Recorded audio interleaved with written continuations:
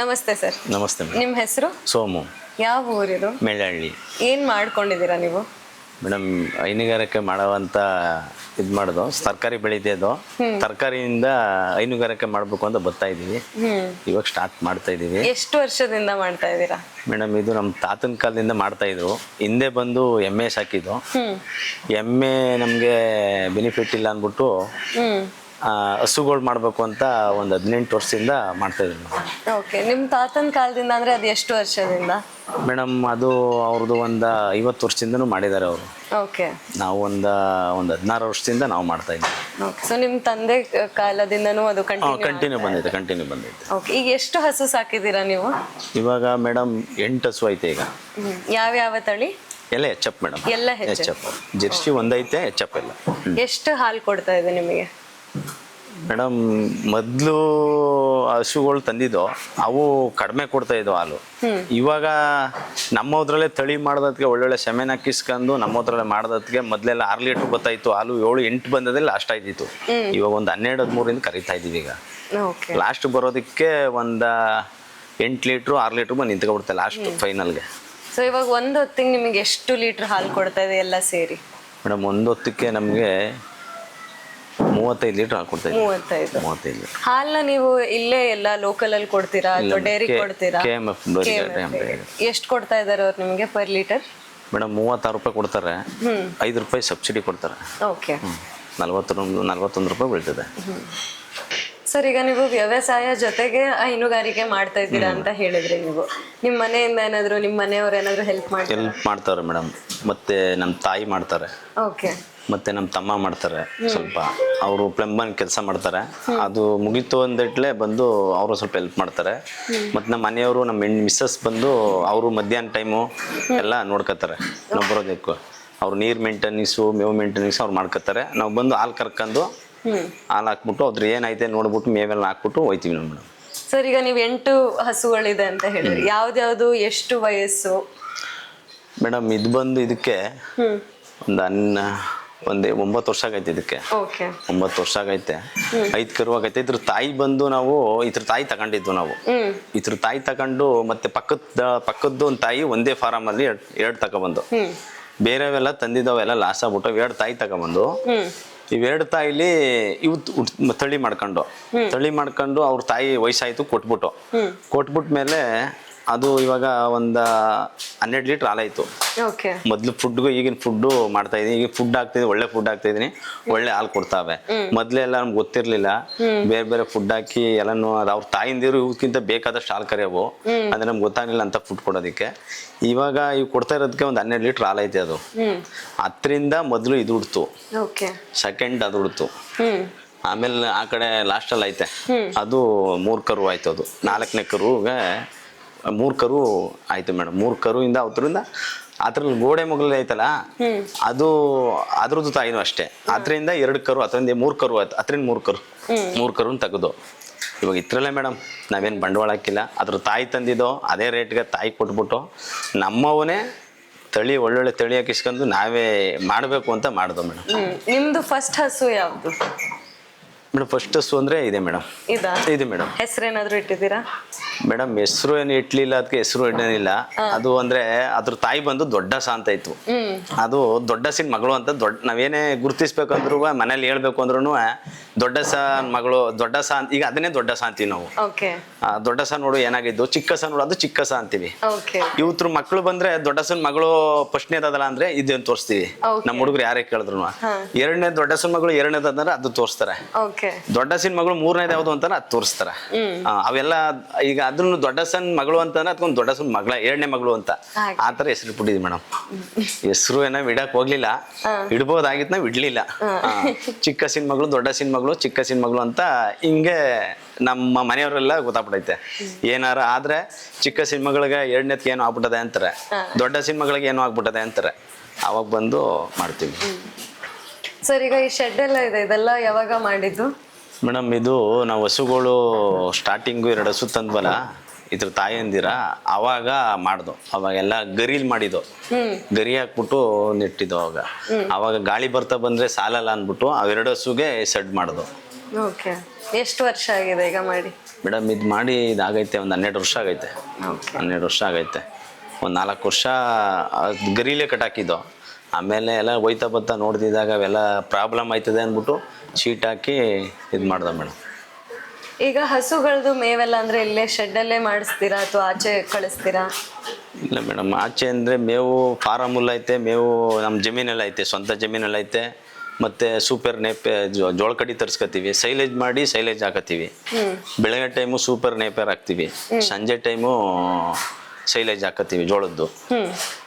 ಹೊರಗಡೆ ಏನು ಕಳಿಸಲ್ಲ ಮೇಡಮ್ ಇವನ್ನ. ಇಲ್ಲೇ ಬಿಟ್ರೆ ಮನೆಯಿಂದ ಪಕ್ಕಕ್ಕೆ ಒಂದು ವಾರಕ್ಕೋ 8 ದಿನಕ್ಕೋ 10 ದಿನಕ್ಕೋ ಒಂದಿನ ಈಜಕಟ್ ಹಾಕ್ತೀವಿ. ಇನ್ನು ಮಿಕ್ಕಿದ ದಿನಲ್ಲೇ ಇಲ್ಲಿ ಒಳಗಡೆನೇ ಇರ್ತಾರೆ. ಈಗ ಫೀಡಲ್ಲಿ ಅದಲ್ಲದೆ ಏನು ಕೊಡ್ತೀರಾ ಮೇಡಮ್? ಆವಾಗ ನಾವು ನಮ್ಮ ಫ್ರೆಂಡ್ ಅವ್ರು ಹೇಳಿದ್ರು, ನಾವು ಡೈರಿಯಿಂದ ನಂದಿನಿ ಕೊಡ್ತಾ ಇದ್ದೋ. ನಂದಿನಿ ಕೊಡ್ತಾಗಳಿಂದ ನಮಗೆ ಹಾಲು ಇಳುವರಿ ಕಡಿಮೆ ಇತ್ತು. ನಮಗೆ ಹಸುನ್ ಗ್ರೋತ್ ಕಡಿಮೆ ಇತ್ತು, ಹಾಲು ಇಳುವರಿನೂ ಕಡಿಮೆ ಇತ್ತು. ಅವಾಗ ಏನು ಹಿಂಗೆ ಆಯ್ತಾಯ್ತಲ್ಲ ಅಂದ್ಬಿಟ್ಟು ನಾವೇನು ಮಾಡ್ದೋ, ಹಸುಗಳನ್ನೇ ತೆಗೆದ್ಬಿಡ್ಬೇಕು ಅಂತ ಡಿಸೈಡ್ ಮಾಡಿಬಿಟ್ಟಿದ್ದೋ. ಡಿಸೈಡ್ ಮಾಡಿಬಿಟ್ಟು ಅವಾಗ ನಮ್ಮ ಫ್ರೆಂಡ್ ಒಬ್ಬರು ಬನ್ನೂರಿಂದ, ನಮ್ಮ ಎಳ್ಳಳ್ಳಿಲಿ ಹಳ್ಳಿಕರ ಉಂಡಿ ಐತೆ ಪಕ್ಕದಲ್ಲಿ, ಅವ್ರು ನನಗೆ ಪರಿಚಯ ಇದ್ದರು. ಅವ್ರು ಕರ್ಕೊಂಡೋಗಿ ಬನ್ನೂರಲ್ಲಿ ಒಬ್ಬರು ಶ್ರೀಧರ ಮೋಹನ ಅಂತ ಇಬ್ಬರು ಇದ್ದಾರೆ, ಅವ್ರು ನನ್ನ ಫ್ರೆಂಡು. ಅವರು ಪರಿಚಯ ಮಾಡಿಸಿದ್ರು. ಆವಾಗ ಅವರು ಹೇಳಿದ್ರು, ಫುಡ್ ಬಗ್ಗೆ ಹೇಳಿದ್ರು, ಫುಡ್ ಈ ಥರ ಹಾಕ್ಬೇಕು, ಈ ಟೈಮ್ಗೆ ಈ ಥರ ಮೇವು ಹಾಕ್ಬೇಕಣ್ಣ ಅಂತ ಅಂದ್ಬಿಟ್ಟು. ಆಮೇಲೆ ಡ್ರೈ ಹಾಕ್ಬೇಕು, ನಾವು ನೀರೊಳಗೆ ಬಕೆಟ್ ಕಲಿಸ್ಬಿಟ್ಟು ನೀರೊಳಗೆ ಕಡಲೆ ಒಟ್ಟು ಬೂಸ ಅದು ಇದು ನಾನು ಹಾಕಿ ದುಡ್ಡನ್ನು ಹಾಳು ಮಾಡ್ಕೊತಾಯಿದ್ದು. ಅವಾಗ ಹೇಳಿದ್ಮೇಲೆ ಅವರು, ನಾವು ಈ ಉನ್ನತಿ ಅಂತ ಬಂದೈತೆ ಪಿಡ್ಸು, ಅದು ಹಾಕಿದ್ಮೇಲೆ ನಮ್ಗೆ ತುಂಬ ರಿಸಲ್ಟ್ ಚೆನ್ನಾಗೈತೆ, ಹಸುನ ಆರೋಗ್ಯ ಚೆನ್ನಾಗೈತೆ. ಯಾವಾಗ ಯಾವಾಗ ಎಷ್ಟು ಹಾಕ್ತೀರಾ ಮೇಡಮ್? ಅದು ಲೀಟ್ರಿಗೆ 1 ಲೀಟ್ರಿಗೆ 400 ಗ್ರಾಮ್ ಹಾಕ್ತೀವಿ. 1 ಲೀಟ್ರಿಗೆ 400 ಗ್ರಾಮ್ ಹಾಕ್ತೀವಿ. ಒಂದು 10 ಲೀಟ್ರ್ ಕೊಡೋವಂಥವಕ್ಕೆಲ್ಲ ಒಂದು 3 kg ಕೊಡ್ತೀವಿ ಒಂದು ಟೈಮ್ಗೆ. 3 kg 3 kg ಕೊಡ್ತೀವಿ. ಅವು ಲೀಟ್ರ್ ಮೇಲೆ ಡಿಫ್ರೆಂಟ್ ಆಗಿ ಯಾವ ಲೀಟ್ರಿಗೆ ಎಷ್ಟು ಕೊಡ್ತೈತೆ ಅಂತಂದ್ರೆ ಅದ್ರಂತೆ ಕೊಡ್ತೀವಿ ಮೇಡಮ್. ಅಂದ್ರೆ ಒಂದೊಂದು ಹಸುಗೂ ತಕ್ಕಂಗೆ. ಅದು 2 ಲೀಟ್ರ್ ಕೊಟ್ರೆ 800 ಗ್ರಾಮ್ ಹಾಕ್ತೀವಿ. ಅದು 3 ಲೀಟ್ರ್ ಕೊಟ್ರೆ ಹಂಗೆ 400 ಗ್ರಾಮ್ 1 ಲೀಟ್ರಿಗೆ ಫಿಕ್ಸ್ ಮಾಡಿದೀವಿ.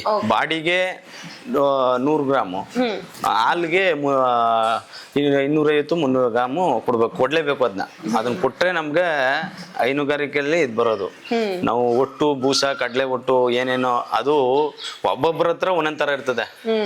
ಕಡಲೆ ಒಟ್ಟು ಬೂಸ ಮೊದ್ಲಿನ ಥರ ಗೊತ್ತಿಲ್ಲ ಮೇಡಮ್, ಈಗೆಲ್ಲ ಕಲ್ಬೆರಕೆ ಜಾಸ್ತಿ ಆಗ್ಬಿಟ್ಟೈತೆ. ಅರ್ಧ ಕಡಲೆ ಒಟ್ಟು ಕೊಟ್ರೆ ಅರ್ಧ ಕಲ್ಲು ಮಣ್ಣು ಕಸ ಕಡ್ಡಿ ಎಲ್ಲ ಇರ್ತದೆ, ಇನ್ನರ್ಧ ಬೇರೆ ಬೇರೆ ಇರ್ತವೆ. ಅದರಿಂದ ಏನು ಮಾಡೋದು, ಅವಾಗ ಒಳ್ಳೆ ಪೀಡ್ ಸಿಕ್ತು.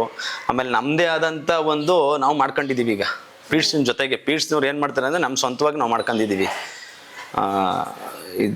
ಇದರಲ್ಲಿ ಗಾಣ ಆಡಿಸ್ತಾರೆ ಮೇಡಮ್, ಆ ಗಾಣದಲ್ಲಿ ಹಿಂಡಿ ಸಿಗುತ್ತೆ, ಆ ಹಿಂಡಿ ತಗೋತಾ ಇದ್ದೀವಿ. ಸಾಸಿವೆ ಹಿಂಡಿ ಸಿಗುತ್ತೆ, ಅಲ್ಲೇ ಸಾಸಿವೆ ಹಿಂಡಿ ತಗೋತಾ ಇದ್ದೀವಿ. ಜೋಳದ ನುಚ್ಚು ತಗೋತೀವಿ.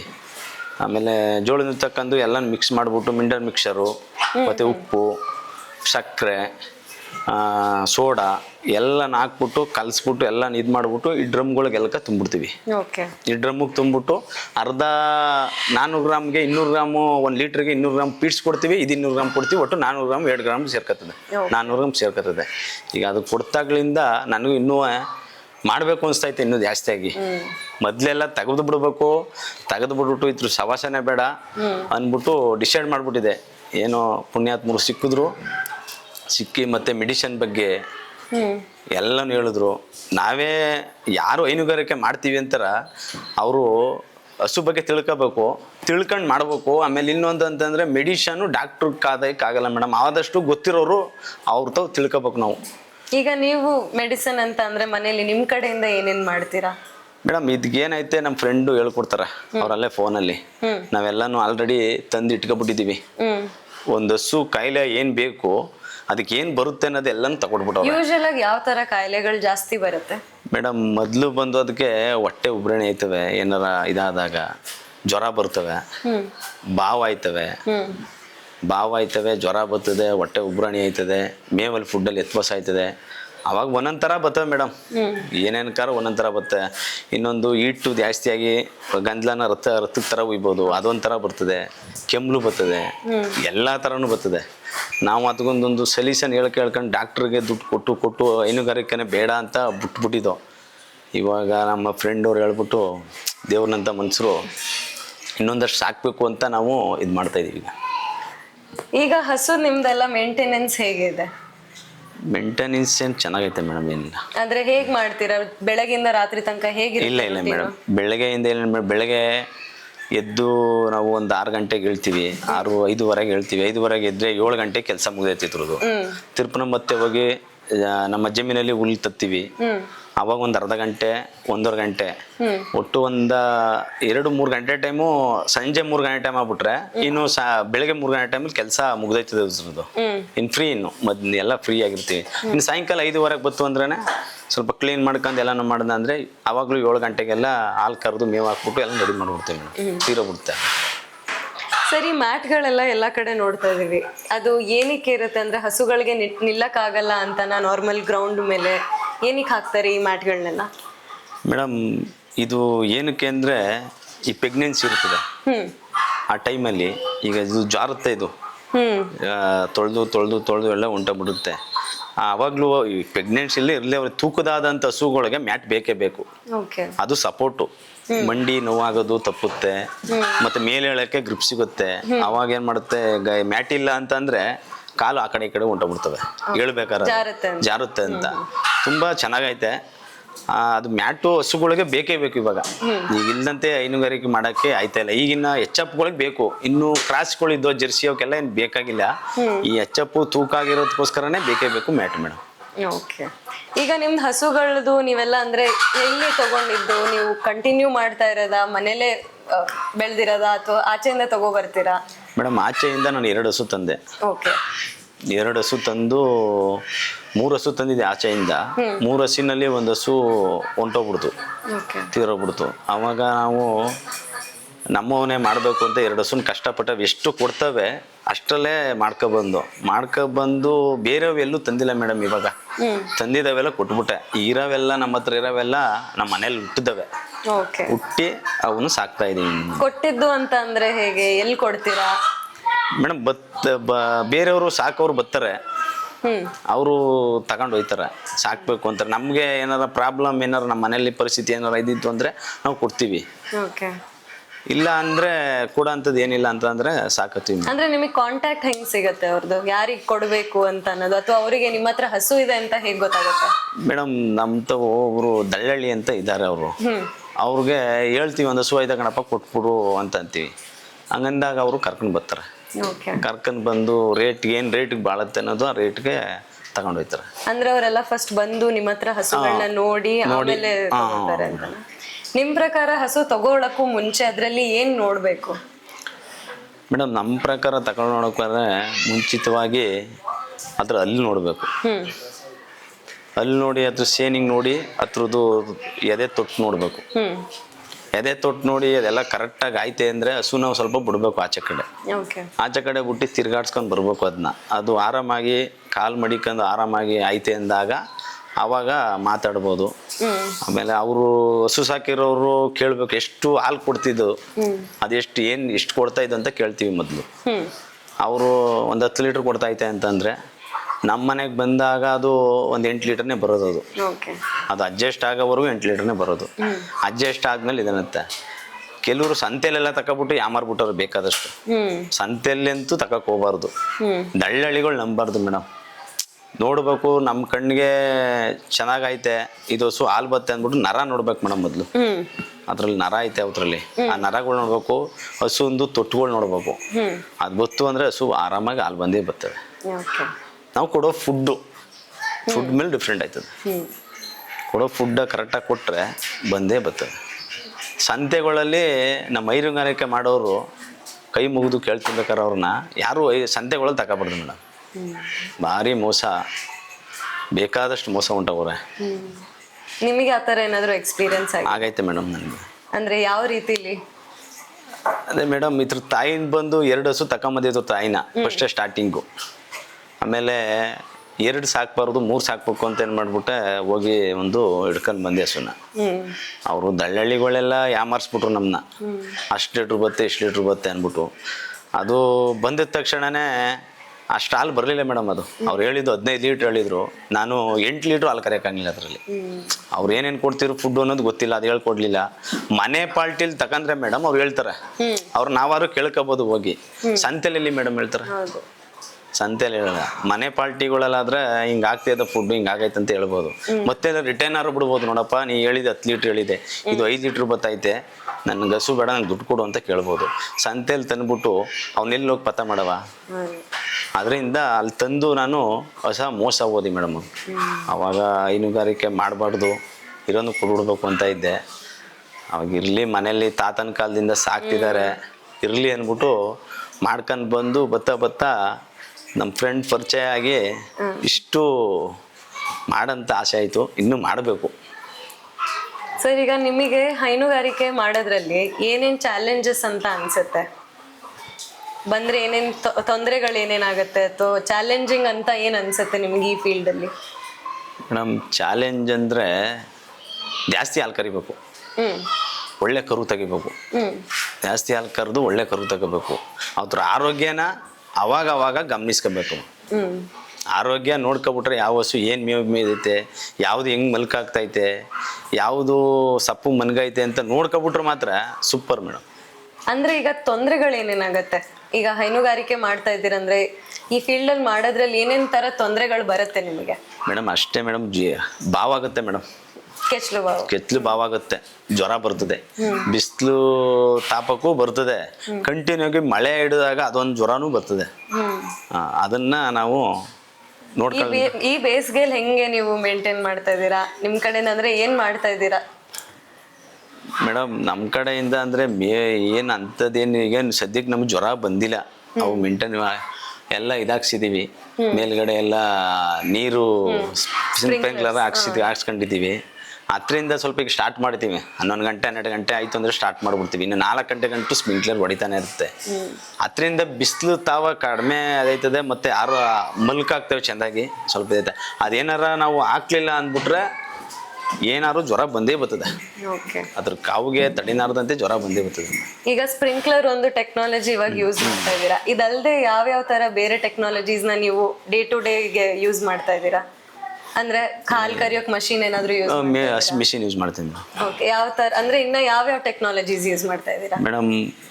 ಅವಾಗ ನಾವೆಲ್ಲ ಕೈಯಲ್ಲೇ ಮಾಡ್ತಾ ಇದ್ದೋ, ಕೈಯಲ್ಲೇ ಕರಿತಾ ಇದ್ದೋ. ಅವಾಗ ಅಂದ್ರ ನಾನು ಒಬ್ಬ ಕರೆದ್ರೆ ಹಾಲು, ನಾನು ಇಲ್ಲ ಅಂದ್ರೆ ಬೇರೆಯವರು ನಮ್ಮ ತಾಯಿ ಆಗ್ಲಿ ನಮ್ಮ ತಮ್ಮ ಆಗ್ಲಿ ಯಾರು ಕರೆದು ಅಂದ್ರೆ ಅವಾಗ 1-2 ಲೀಟರ್ ಕಡಿಮೆ ಕೊಡ್ತಾ ಇತ್ತು. ಕಡಿಮೆ ಕೊಟ್ಟು ಏನ್ ಮಾಡ್ತು, 1-2 ದಿನ 3 ದಿನಕ್ಕೆ ಬಾವಾಗ ಶುರು ಮಾಡ್ತಾ ಇತ್ತು. ಹಾಲ್ ಕರಿಯೋ ಮಿಷಿನ್ ತಕೊಂಡ್ಮೇಲೆ ಅದು ಯಾರನ್ನು ಕೇಳಲ್ಲ, ಅದ್ರ ಸಪೋರ್ಟ್ ಕೇಳುತ್ತೆ. ಅದು ಒಂದೇ ತರ ಸಪೋರ್ಟ್ ಕೇಳುತ್ತೆ. ಯಾರು ಕರಿಬಹುದು, ಸಪೋರ್ಟ್ ಕೇಳುತ್ತೆ. ಆ ಸಪೋರ್ಟು ಹಾಲ್ ಕರಿ ಮಿಷಿನ್ ಸಿಗ್ತೈತೆ.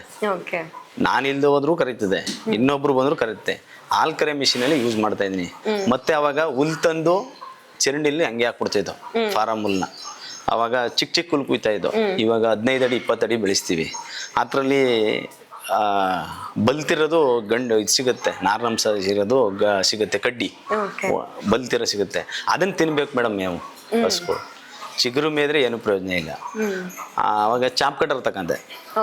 ಚಾಪ್ ಕಟರ್ ತಕೊಂಡು ಅದರಲ್ಲಿ ಪೀಸ್ ಮಾಡುತ್ತೆ. 1/2 ಇಂಚು 1 ಇಂಚು ಅಂತ ಪೀಸ್ ಮಾಡುತ್ತೆ. 1/2 ಇಂಚು 1 ಇಂಚು ಪೀಸ್ ಮಾಡೋದೆಲ್ಲ ವೇಸ್ಟೇಜ್ ಆಗಲ್ಲ. ಹಾಕ್ಬಿಟ್ರೆ ಅವಾಗ ನಾವು ಹಂಗೆ ಹಾಕ್ಬಿಡ್ತಾ ಇದ್ದೆ ಉದ್ದುದಕ್ಕೆ. ಎಷ್ಟೈತೆ ಹುಲ್ಲಂಗೆ ತಂದ್ಬಿಟ್ರೆ ಕೆಳಗಡೆಗೆ ಅರ್ಧ ಮೇಲ್ಗಡೆಗೆ ಅರ್ಧ ತಿಂದಷ್ಟೇ ತಿನ್ನೋದು ಇದು ಮಾಡ್ತಾ ಇದ್ದೆ. ಇವಾಗ ಹಂಗೆ ವೇಸ್ಟ್ ಏನಿಲ್ಲ ಮೇಡಮ್.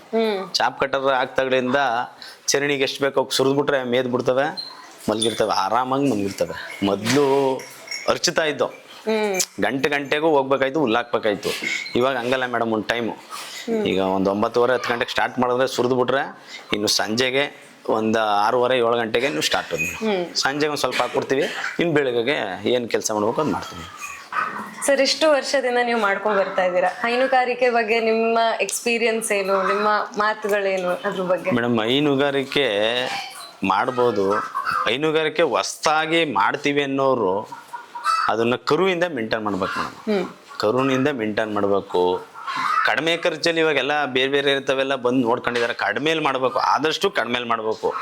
ಬಂಡವಾಳನ ಬೇಕಾದಷ್ಟು ಹಾಕ್ಬಿಟ್ಟು ಮಾಡಿದ್ರೆ ಏನು ಪ್ರಯೋಜನ?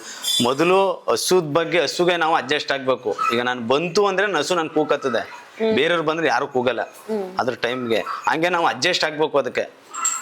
ಅದಕ್ಕೋಸ್ಕರನೇ ನಮ್ಮ ಹೈನುಗಾರಿಕೆ ಮಾಡ್ತೀವಿ. ನಮ್ಮ ರೈತರಿಗೆ ಹೇಳ್ತಾ ಇದ್ದೀನಿ, ಕರುಣಿನ ಸಾಕಿ, ಅಡ್ಜಸ್ಟ್ ಮಾಡ್ಕೊಳ್ಳಿ. ಹೋಯ್ತಾ ಆಮೇಲೆ ಅವೇ ಏನ್ ಮಾಡ್ಬೇಕು ಅನ್ನೋದು ಅವೇ ತೋರಿಸ್ಕೊಡ್ತವೆ. ನಾವೇನಿಲ್ಲ, ಅವನೇ ತೋರಿಸುತ್ತೆ ದಾರಿನ. ನಮ್ಮ ರೈತರುಗಳು ಇವತ್ತು ಲಾಸ್ ಆಗಿ ಹೈನುಗಾರಿಕೆಯಿಂದ ಎಲ್ಲ ಅಂತಾರೆ, ಅಯ್ಯೋ ಹೋಗಪ್ಪ ಯಾಕೆ ಮಾಡ್ತಿದ್ದೆ ನೀನು, ಬಾ ಕೂಲಿ ಕೊಡ್ತಾರೆ 500 ರೂಪಾಯಿನ, 500 ರೂಪಾಯಿ ಕೂಲಿ ಮಾಡೋದ್ಮೇಲೂ ಅಂತಾರೆ. ಹೈನುಗಾರಿಕೆಯಲ್ಲಿ ಅಂತಂದ್ರೆ ಈಗ ಕೈ ಸುಡ್ಸ್ಕೊಂಡು ತಂದ್ಬಿಡೋದು, ದಳ್ಳಾಳಿ ಕೇಳ್ಕೊಂಡು ತಂದ್ಬಿಡೋದು, ಬೇರೆಯವ್ರ ಮಾತು ಕಟ್ಕೊಂಡು ಏನೋ ಅದು ಒಂದು 20,000 ಹೋಯ್ತದೆ, ನಿನ್ಗೆ 10,000 ಸಿಗ್ತದೆ ತಗೊಂಡ್ಬಿಡು ತಗೊಬಿಟ್ಟು ಲಾಸ್ ಆಗಿ ಈ ನಮ್ಮ ಹಸುಗಳು ಒಂದನ್ನ ಮರ್ಯಾದೆನೇ ಕಳೆದ್ಬಿಟ್ಟವ್ರೆ. ಹಸು ಅನ್ನೋದನ್ನೇ ಮರ್ಯಾದೆ ಕಳೆದ್ಬಿಟ್ಟವ್ರೆ. ಅದಕ್ಕೋಸ್ಕರ ನಮ್ಮ ರೈತರುಗಳಿಗೆ ಏನು ಹೇಳ್ತೀನಿ ಅಂದರೆ, ನಮ್ಮ ಹೈನುಗಾರಿಕೆ ಮಾಡ್ತೀವಿ ಅನ್ನೋರಿಗೆ ಆದಷ್ಟು ತಾಳ್ಮೆಯಿಂದ ಮಾಡಿ, ಖರ್ಚನ್ನ ಕಡಿಮೆ ಮಾಡ್ಕೊಂಡು ಕರು ಸಾಕಳಿ. ಮೊದಲು ಕರುನ ಸಾಕೊಂಡು ನಾವು ಅಡ್ಜಸ್ಟ್ ಆದಾಗ ಆಮೇಲೆ ಹಂತವಾಗಿ ಏನು ಮಾಡಬೇಕು ಅನ್ನೋದೆಲ್ಲನೂ ಅದು ತೋರಿಸ್ಕೊಟ್ಟದಂದು ಅದೇ ಹೋಗ್ತದೆ ನಾವೇ. ಆಮೇಲೆ ಇನ್ನೊಂದು ಮೇಡಮ್ ಏನು ಮಾಡ್ತಾರೆ ಅಂದರೆ, ನಮ್ಮ ಕಲ್ತಿರೋರು, ನಾನು ಕೈ ಮುಗಿದು ಕೇಳ್ಕೊತೀನಿ, ನನ್ನ ಹತ್ರ ಬರಲಿ ನಮ್ಮ ಫ್ರೆಂಡು ಮೋಹನ ಶ್ರೀಧರ ಅಂತ ಅವರು ಯಾವರೇ ಹೋಗ್ಲಿ ಮೇಡಮ್, ಇವತ್ತು ನಮ್ಮ ಊರಲ್ಲಿ ಇಲ್ಲ ಅಂದ್ರೂ ನಮ್ಮ ಎಳ್ಳಹಳ್ಳಿ ಗ್ರಾಮದಲ್ಲಿ ಒಂದು 20 ಹಸು ಬದುಕಿಸಿದ್ದಾರೆ. ಡಾಕ್ಟರ್ ಕೈಲಿ ಆಗದೋದ ಬದುಕಿಸೋರು ಅವರು, ಎಲ್ಲ ಎಕ್ಸ್ಪೀರಿಯನ್ಸ್ ಐತೆ. ಅವರು ಯಾರೇ ಹೋದ್ರು ಹೇಳ್ಕೊಡ್ತಾರೆ ಮೇಡಮ್. ಹಂಗೆ ನಮ್ಮ ಯಾರೇ ಹೈನುಗಾರಿಕೆ ಮಾಡಿದ್ರು ಇದೊಂದು ಹಸುಗಳ ವಿಚಾರದಲ್ಲಿ ಭೇದ ಭಾವ ಇಟ್ಕೋದಂತೆ ಏನಿಲ್ದಂತೆ, ನೋಡಪ್ಪ ಹಿಂಗೆ ಆಗೈತೆ ಹಸು ಇಂಥ ಹೋಗು ಅಂತ ಹೇಳ್ಕೊಡ್ಬೇಕು ಅಂತ ನಾನು ನಮ್ಮ ಹಸು ಸಾಕಿರೋರ್ಗೆ ನಾನು ಕೇಳ್ಕೊತೀನಿ ಮೇಡಮ್. ತುಂಬಾ ಒಳ್ಳೆ ಮೇಡಮ್. ಅದು ನನ್ಗೆ ಯಾರು ಬರಲಿ ನಾನು ತೋರಿಸ್ತೀನಿ ಮೇಡಮ್. ನಾನು ಹೇಳ್ಕೊಡ್ತೀನಿ, ನನಗೆ ಗೊತ್ತಿರೋದು ನಾನು ಮಾಡ್ತೀನಿ, ನನಗೆ ಗೊತ್ತಿಲ್ಲ ಅಂದರೆ ಇಂಥ ಹೋಗಪ್ಪ ಅಂತ ನಾನು ಹೇಳ್ಕೊಡ್ತೀನಿ ಮೇಡಮ್. ಭಾರಿ ಇದರಲ್ಲಿ ಅವ್ರು ಇದು ಮಾಡ್ಬಿಟ್ರೆ ಮೇಡಮ್. ಹೈನುಗಾರಿಕೆ ಮಾಡೋರು ತಿಳ್ಕೊಬೇಕು ಮೇಡಮ್. ಮೊದಲು ತಿಳ್ಕೊಂಡು ಮಾಡಿದ್ರೆ ಏನೂ ಆಗಲ್ಲ. ಆಮೇಲೆ 1 ಹಸು 2 ಹಸು ಸಾಕೊಂಡು ಇದರಲ್ಲಿ ಬಾಡ್ತೀನಿ ಅನ್ನೋದೆಲ್ಲ ಕಷ್ಟ ಮೇಡಮ್. ಒಂದು 5 ಹಸು ಮಾಡಬೇಕು. ನಿಮ್ಮ ಪ್ರಕಾರ ಸ್ಟಾರ್ಟ್ ಮಾಡೋರಿಗೆ ಎಷ್ಟು ಹಸುವಿಂದ ಸ್ಟಾರ್ಟ್ ಮಾಡೋದು ಒಳ್ಳೇದು ಮೇಡಮ್? ಹಸು ಬಗ್ಗೆ ತಿಳ್ಕೊಂಡು ಮಾಡ್ಬೇಕು. ಅವರು ಸ್ಟಾರ್ಟ್ ಮಾಡ್ಬೇಕು. ಫಸ್ಟ್ ಕರು ಸಾಕೊಂಡು ಹಸು ಬಗ್ಗೆ ತಿಳ್ಕೊಂಡು ಆಮೇಲೆ ಸ್ಟಾರ್ಟ್ ಮಾಡ್ಬೇಕು. ಈಗ ಡೈರೆಕ್ಟ್ ಆಗಿ ಬಂದು ನಾ ಇಲ್ಲೆಲ್ಲೋ ಎಲ್ಲೋ ದುಡ್ಡಿತ್ತು ನನ್ನ ಹತ್ರ ಹಾಕ್ಬಿಟ್ಟು ನಾ ಸ್ಟಾರ್ಟ್ ಮಾಡ್ತೀನಿ ಅಂದ್ರೆ ಮೇಡಮ್ ಇದ್ರ ಕೈ ಸುಡ್ಸ್ಕೊಳ್ಳೋದಂತೂ ಗ್ಯಾರಂಟಿ. ಅಂದ್ರೆ ಎಷ್ಟು ಒಳ್ಳೆ ನಂಬರ್ ನಿಮ್ಮ ಪ್ರಕಾರ? ಎಷ್ಟು ಹಸುಗಳು ಒಳ್ಳೇದು ಸ್ಟಾರ್ಟ್ ಮಾಡಕ್ಕೆ? ಮೇಡಮ್ ನಮ್ಮ ಪ್ರಕಾರ ಅಂದ್ರೆ ಒಂದು 2 ಹಸು ಮೇಂಟೈನ್ ಮಾಡ್ಬೇಕು ಮೇಡಮ್. ಅವರು ಸ್ಟಾರ್ಟ್ ಮಾಡಿದ್ರೆ 2 ಹಸುವಿಂದ ಮಾಡಿದ್ರೆ ಈ ವರ್ಷ 1-2 ತಿಂಗಳಲ್ಲಿ 2 ಹಸು ಚೆನ್ನಾಗೈತೆ, ಚೆನ್ನಾಗಿ ಮೇಯ್ತು, ಚೆನ್ನಾಗಿ ಹಾಲು ಕೊಡ್ತಾ ಇದೆ, ಅವ ನಮಗೆಲ್ಲ ಅಡ್ಜಸ್ಟ್ ಆಗೈತೆ ಅಂದರೆ ಇನ್ನೊಂದು ತಗೊಬರ್ಬೇಕು ಮೇಡಮ್. ಅವಾಗ ತಗೋರು ಒಂದೇ ಸಾರಿ ತಂದ್ಬಿಟ್ಟು ಫಾರಂ ಮಾಡಿಬಿಟ್ಟು ದುಡ್ಡು ಮಡಗಿರೋರು ಮಾಡ್ತಾರೆ, ಅವ್ರು ಮಾಡ್ತಾರೆ ಅಂದ್ಬಿಟ್ಟು ನಮ್ಮ ರೈತರುಗಳು ಮಾಡಿ ಇವತ್ತು ಅವರು ಎಷ್ಟೋ ಪಾಪ ಇದಾಗ್ಬಿಟ್ಟವ್ರೆ. ಅದಕ್ಕೋಸ್ಕರ ನಾನು ಹೇಳ್ತಾ ಇರೋದು ಅಂತಂದರೆ 1-2-3 ತಗೊಳ್ಳಿ, ಸಣ್ಣ ಪ್ರಮಾಣದಲ್ಲಿ ತಗೊಳ್ಳಿ. ದೊಡ್ಡ ಪ್ರಮಾಣ ಪಂಜಾಬು ಏನೇನೋ ಹೇಳ್ತಾರೆ, ಅವು ಯಾವನು ತಗೋಬೇಡಿ. ನಮ್ಮ ಫ್ರೆಂಡ್ ಒಬ್ನು ತಗೊಂಡು ಇವಾಗ ಎಲ್ಲ ಹಾಳೋಗ್ಬಿಟ್ಟವ್ರೆ. ಯಾಕೆ ತಕ್ಕಂದಿ ಅಂತವ್ರೆ? ಇವತ್ತು ಅವರು 20,000 ರೂಪಾಯಿ ನಸ ಇವತ್ತು 1.5 ಲಕ್ಷ ರೂಪಾಯಿ ಕೊಟ್ಟು ತಂದವ್ರೆ. ಅದು 20,000 ರೂಪಾಯಿ ಹಾಲು ಕೊಡ್ತಾ ಇಲ್ಲ, 1.5 ಲಕ್ಷ ರೂಪಾಯಿ ನಸ ಪಂಜಾಬಲ್ಲಿ ಹಿಡ್ಕೊಬಂದು. ಅದಕ್ಕೆ ದಯವಿಟ್ಟು ಅಲ್ಲಿ ಇಲ್ಲಿ ಹೋಗ್ಬೇಡಿ. ನಮ್ಮ ರೈತರು ನಮ್ಮಲ್ಲೇ ಯಾರು ಸಾಕಿರ್ತಾರೆ ಅವ್ರ ಹತ್ರ ಹೋಗಿ ಪರ್ಚೇಸ್ ಮಾಡ್ಕೊಳ್ಳಿ. ಚೆಂದಾಗೈತೆ ಅಂದರೆ ಹಿಡ್ಕೊಬನ್ನಿ, ಅವ್ರು ಗ್ಯಾರಂಟಿ ಇರ್ತಾರೆ. ಸಂತೆಗಳಲ್ಲಿ ಮಾತ್ರ ಹೋಗಿ ದಯವಿಟ್ಟು ನಮ್ಮ ರೈತರುಗಳು ಯಾರು ಹೋಗ್ಬಾರ್ದು. ನಮ್ಮ ಹೈನುಗಾರಿಕೆ ಮಾಡ್ತೀನಿ ಅನ್ನೋರು ಸಂತೆಗಳಿಗಂತೂ ಹೋಗ್ಬಾರ್ದು, ಹೊರಗಡೆಗೆ ಹೋಗ್ಬಾರ್ದು. ಮೊದಲು ನಮ್ಮ ಇಲ್ಲೇ ತೆಗೆದು ಈಗ ನಮ್ಮದು ಊರು ಮೆಳ್ಳಹಳ್ಳಿ, ನಮ್ಮ ಮೈಸೂರು ತಾಲೂಕು. ಮೈಸೂರು ತಾಲೂಕಲ್ಲಿ ಎಲ್ಲರ ತಕ್ಕಂದ್ರೆ ನಮ್ಮ ಒಂದೇ ಲೆದರ್ ಇರುತ್ತೆ ಮೇಡಮ್. ಇಲ್ಲಿ ಬೇರೆ ಕಡೆ ಹೋದ್ರೆ ಯಲ್ಗೂರು ಶಿರಾ ಆತಾಗ ಹೋದ್ರೆ ಕಾವು ಜಾಸ್ತಿ ಇರ್ತದೆ. ಈ ಕಡೆ ಯಾವುದು ಗುಂಡ್ಲುಪೇಟೆಗೆ ಹೋದ್ರೆ ಇನ್ನೂ ಕಾವು ಜಾಸ್ತಿ ಇರ್ತದೆ. ನಮ್ಮ ಈ ಕಡೆ ಸ್ವಲ್ಪ ವಾತಾವರಣ ಸ್ವಲ್ಪ ಕಡಿಮೆ ಐತೆ ಅಂದರೆ ಹಂಗೆ ತಗೋಬೇಕು ಮೇಡಮ್. ಅವ್ರ ಫಾರಂ ಕಟ್ಟೋ ಜಾಗ ಅಷ್ಟರಲ್ಲಿ ಅವ್ರಿಗೆ ಗಾಳಿ ಎಲ್ಲ ಒಂದೇ ಕಡೆ ಇದ್ದಂಗೆ ತಗೊಬಿಟ್ರೆ ಬೆಟರ್ ಮೇಡಮ್. ಅವ್ರಿಗೆ ಅಡ್ಜಸ್ಟ್ ಆಗ್ಬಿಡ್ತದೆ.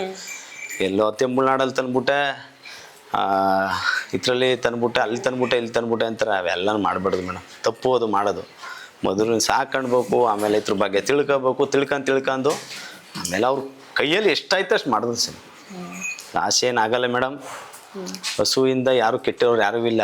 ನಾವು ಹತ್ರ ಬಿದ್ದು ಮಾಡ್ಕೊಂಡ್ರೆ ಕೆಟ್ಟೋಗೋದೇನು ಎಲ್ಲ ಆಯ್ತದೆ. ಸರ್, ಈಗ TF ಅಂತ ಒಂದು ಆ್ಯಪ್ನ ಲಾಂಚ್ ಮಾಡಿದ್ದೀವಿ. ಅದು ಹೈನುಗಾರಿಕೆ ಮಾಡೋರಿಗೆ ಅಂತಾನೆ ಮಾಡಿರೋದು. ಅದರಲ್ಲಿ ನೀವು ಹಸುಗಳನ್ನ ಬೈಯಿಂಗು ಸೆಲ್ಲಿಂಗು ಡೈರೆಕ್ಟು ಇದರ ಬೈಯರ್ ಅಥವಾ ಸೆಲ್ಲರ್ಗೆ ಕಾಂಟ್ಯಾಕ್ಟ್ ಮಾಡೋಂಗಿರುತ್ತೆ. ಅದರಲ್ಲಿ ಹಸುಗಳದ್ದು ಪಿಕ್ಚರು, ವಿಡಿಯೋ, ಅದ್ರ ಬಗ್ಗೆ ಎಲ್ಲ ಇನ್ಫಾರ್ಮೇಷನ್ ಮತ್ತು ಡೀಟೇಲ್ಸ್ ಕೂಡ ಇರುತ್ತೆ. ಈ ಥರ ಒಂದು ಆ್ಯಪ್ ಇದ್ದಾಗ ನಿಮಗೆ ಅದ್ರ ಬಗ್ಗೆ ಏನು ಅನಿಸುತ್ತೆ ಮೇಡಮ್? ಆ ಥರ ಇದ್ರೆ ನಾವು ಹಸು ನೋಡಿದ್ರೆ ನಾವು ಕಣ್ಣಲ್ಲಿ ನೋಡಿದ್ರೇ ಆ ಥರ ಏನಿದ್ರೆ ಆರಾಮಾಗಿ ತಗೋಬೋದು ಮೇಡಮ್. ಸಮಸ್ಯೆ ಏನಿಲ್ಲ. ಆ ಥರ ಏನಾರ ನಮಗೆ ನೋಡಿದ್ನೋ ನಾವು ಖುಷಿ ಆಯಿತು, ಹಸು ನೋಡಿದಟ್ಲೆ ಖುಷಿ ಆಯಿತು, ಇದು ಅವ್ರ ಹತ್ರ ಒಂದು 2 ಲೀಟ್ರ್ ಕೊಡ್ತೀವಿ, 2 ಲೀಟ್ರ್ ಕಡಿಮೆ ಕೊಡ್ತಂದ್ರು ಅಡ್ಜಸ್ಟ್ ಆಯ್ತು ಅಂದ್ರೆ ತಗೋಬೋದನ್ನ ನಾವು. ಅಂದ್ರೆ ನಿಮಗೆ ಹೇಗೆ ಅನುಕೂಲ ಆಗುತ್ತೆ? ನಿಮಗೆ ಫೋನಲ್ಲೇ ಎಲ್ಲ ಸಿಗ್ತಾ ಇದೆ ಅದ್ರ ಬಗ್ಗೆ ಡೀಟೇಲ್ಸು, ವಿಡಿಯೋಸು, ಅಥವಾ ಎಲ್ಲಿ ಯಾವ ಊರಲ್ಲಿ ಎಷ್ಟು ಹಸು ಇದೆ, ಯಾವ ತಳಿದು ಹಸು ಇದೆ ಅಂತ ನಿಮಗೆ ಇನ್ಫಾರ್ಮೇಶನ್ ಗೊತ್ತಾಗ್ತಾ ಇರಬೇಕಾದ್ರೆ ವಿತೌಟ್ ಟ್ರಾವೆಲಿಂಗ್ ನಿಮಗೆ ಇಲ್ಲೇ ಕೂತಿ ಗೊತ್ತಾಗ್ತಿದೆ ಅಂತ ಅಂದಾಗ ನಿಮ್ಮ ಅಭಿಪ್ರಾಯ ಏನಾದ್ರ ಬಗ್ಗೆ? ತಂದು ಅವು ಒಂದು ಊರಲ್ಲಿ ಒಂಥರ ಅವರು ಎಲ್ಲ ನಾವು ಫೋನಲ್ಲಿ ನೋಡ್ಕೊಂಡು ಅಲ್ಲೊಂತ ಇರುತ್ತೆ ಇಲ್ಲೊಂತ ಇರುತ್ತೆ ಅಂದರೆ ಅವಾಗ ಒಂದು ಆಟೋ ಮಾಡ್ಕೊಂಡು ಹೋಗಿ ನಾವೇ ಹೋಗಿ ಮೊದಲು ಬುಕ್ಕಿಂಗ್ ಮಾಡ್ಕೊತೀವಿ. ಹೋಗ್ಬಿಟ್ಟು ಅವ್ರ ಹತ್ರ ಏನು ವ್ಯಾಪಾರ ನಡೀತು, ಎಷ್ಟಾಯಿತು ಅಂತ ಕೇಳ್ತೀವಿ. ಕೇಳ್ಬಿಟ್ಟು ಇಷ್ಟ ಆಯಿತು ಅಂದ್ಬಿಟ್ಟು ನಮ್ಗೆ ಇಷ್ಟ ಆಯಿತು ಅಂದಟ್ಲೆ ಬುಕ್ ಮಾಡಿಬಿಟ್ಕೊಂಡು ಒಂದು 2 ಹಸುನಾರು ತಗೊಂಬತ್ತೀನಿ ಹೋಗಿ. ನಾವೇ ಹೋಗಿ ಮೇಡಮ್ ತರೋದು, ಹಸು ಸಾಕಿರ್ತಾನೆ ಅವ್ರ ಹತ್ರ ತಗೊಳ್ಳೋರು ಹೋಗ್ಬೇಕು, ಹಸು ನೋಡ್ಕೋಬೇಕು, ಡೈರೆಕ್ಟ್ ಸಿಗುತ್ತೆ. ಹಸು ಸಾಕಿರೋ ಹತ್ರ ಹೋಗಿ ನಾನೇ ಮಾತಾಡ್ಕೊಂಡು ತಗೊಂಡು ಬಂದು ಮಾಡಿದ್ರೆ ಮಾಡ್ಬೋದು. ಸರ್, ಈಗ ನೀವು ಹಸುಗಳನ್ನ ಬೈ ಮಾಡೋಕ್ಕೆ ಅಥವಾ ಸೆಲ್ ಮಾಡೋಕ್ಕೆ ಏನಾದರೂ ಇತ್ತು ಅಂತಂದರೆ TFA ಅಂತ ಒಂದು ಆ್ಯಪ್ ಇದೆ, ಅದನ್ನು ಡೌನ್ಲೋಡ್ ಮಾಡ್ಕೊಳ್ಳಿ. ಪ್ಲೇಸ್ಟೋರಲ್ಲಿ ಇದೆ ಆ್ಯಪು. ಅದರಲ್ಲಿ ನಿಮಗೆ ಎಲ್ಲ ಫೀಚರ್ಸ್ ಇರುತ್ತೆ. ನೀವು ಅದನ್ನು ನೋಡ್ಬೋದು, ಹೇಗೆ ವರ್ಕ್ ಆಗುತ್ತೆ, ನಿಮಗೆ ಅದು ಹೇಗೆ ಹೆಲ್ಪ್ ಆಗುತ್ತೆ ಅಂತ. ನೀವು ಅದನ್ನ ಡೌನ್ಲೋಡ್ ಮಾಡಿ ನೋಡಿ, ಅದನ್ನು ಯೂಸ್ ಮಾಡಿ. ನಿಮ್ಮ ಜರ್ನಿ, ನಿಮ್ಮ ಎಕ್ಸ್ಪೀರಿಯನ್ಸ್ ಎಲ್ಲ ಹೇಳಿದ್ದಕ್ಕೆ thank you so much sir. Okay madam.